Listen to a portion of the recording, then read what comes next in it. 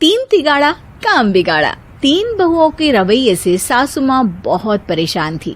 दरअसल बात ये थी कि तीनों बहुओं में किसी बात को लेकर अनबन हो गई थी। तब से ही तीनों एक दूसरे से मुंह फुलाए रहती थी। ना कोई सीधे मुंह किसी से बात करती, ना किसी का कहना मानती। पड़ोसी भी इस बात को जानते थे और जाने कैसे कैसे बातें भी करते।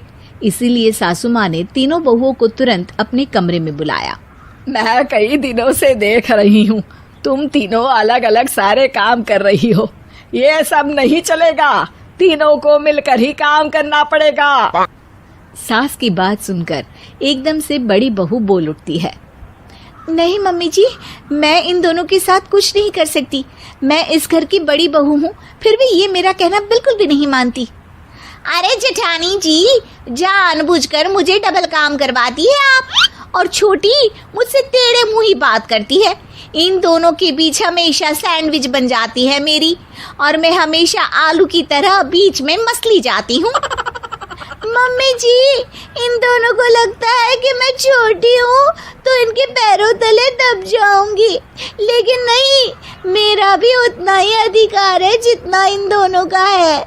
बड़ी आई दोनों मेरी चुगली करने के लिए, मुझे क्या कम समझ रखा है। तीनों बहू एक दूसरे से बहस करने लगती है और सास दोबारा ये देखकर टेंशन में आ जाती है और सबसे कहती है, चुप हो जाओ, अब से तुम तीनों सारे काम एक साथ करोगी, आंख बंद करके एक दूसरे की बात सुनोगी। तुम तीनों इस बात को गांठ बांध लो, वरना अगली छुट्टियों में तुम्हारा अपना मायके जाना कैंसिल। सास की बातें सुनकर डर के मारे तीनों हामी भर देती हैं। जी मम्मी जी, मैं समझ गई। हाँ मम्मी जी, जैसा आप कहें, आप जो कहेंगी मैं वही करूंगी।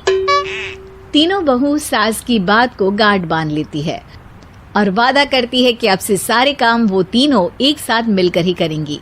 ये सब देखकर सास खुश हो जाती है और वहां से चली जाती है। नीचे जाकर वो देखती है कि घर में शर्मा जी आए हुए होते हैं। सास जोर से आवाज लगाकर कहती है, अरे बहू, जरा चाय बनाकर तो लाना, शर्मा जी आए हैं।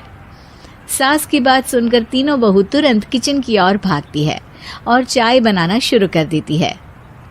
मुझे तो एकदम मसाले वाली कड़क चाय पसंद है, तो हम शर्मा जी के लिए मसाले वाली चाय ही बनाएंगे।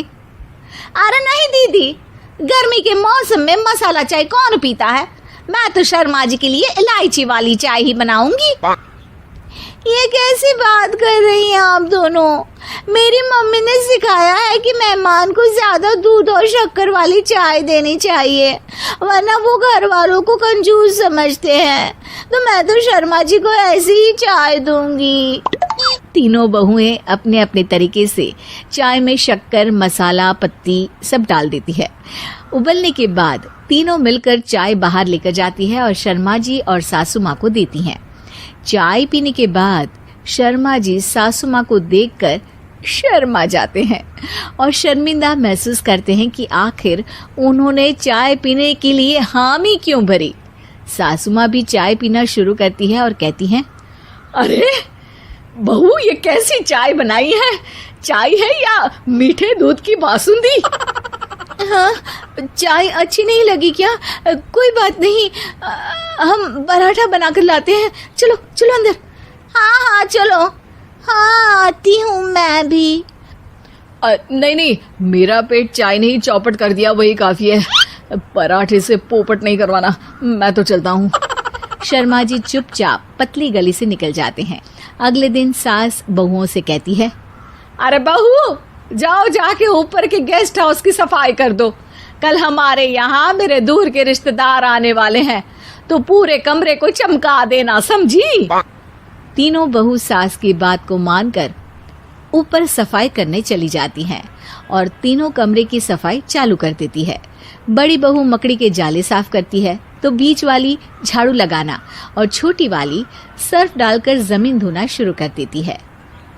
अरे दीदी, जेठानी जी, अभी मैंने पूरी फर्श धोई और आप फिर से धूल नीचे गिरा रही हैं।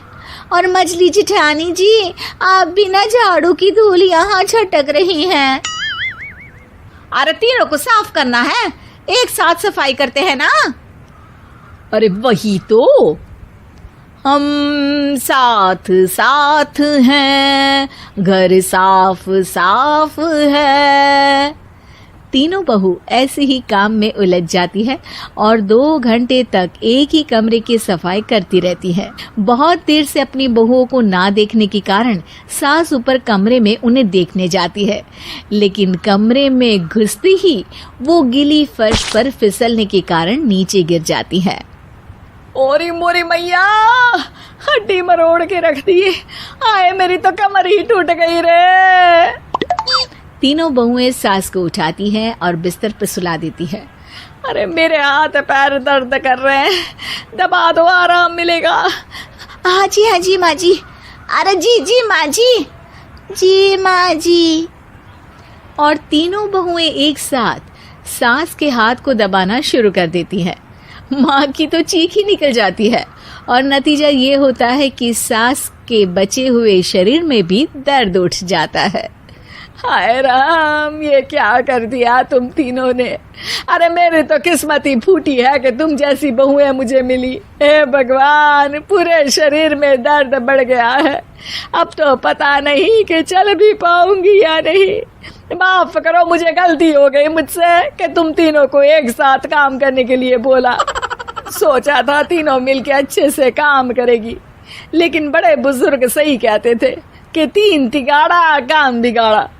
तुम लोगों ने ये बात ना आज साबित करके दिखा दी। तुम तीनों को तो समझाना यानी मानो भैंस के आगे बीन बजाना है। तुम्हें अकेले अकेले काम करना है ना, तो अब से तुम अकेले ही अपना अपना काम करो। तीनों बहुएं वहां से जाने लगती है। अरे कहाँ जा रही हो? आप ही ने तो कहा कि अपना अपना काम तो मुझे मुल्तानी मिट्टी लगानी है। अरे मुझे भी तो नेल पॉलिश लगानी है, मुझे ना मेहंदी लगानी है। सास अपना सर पीट लेती है और कहती है, अरे मुझे भी लगाना है कुछ। क्या माँ जी? क्या माँ जी? क्या माँ जी?